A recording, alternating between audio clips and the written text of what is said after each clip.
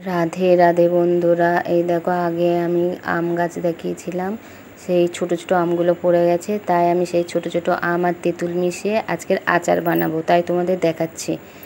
এই দেখো আম কোটা হয়ে গিয়ে আম আর তেঁতুল মিশিয়ে আমি একটু কড়াই 5 ফোড়ন আর শুকনো লঙ্কা দিয়ে একটু তেল দিয়ে নুন হলুদ দিয়ে কষিয়ে নিয়ে জল দিয়েছি। তারপরে একটু তেঁতুলগুলোকে ভালো করে ছাড়িয়ে নিয়ে দিয়ে দিচ্ছি।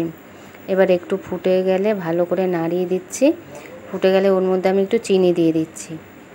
চিনিটা দিয়ে ভালো করে মিশিয়ে নেব।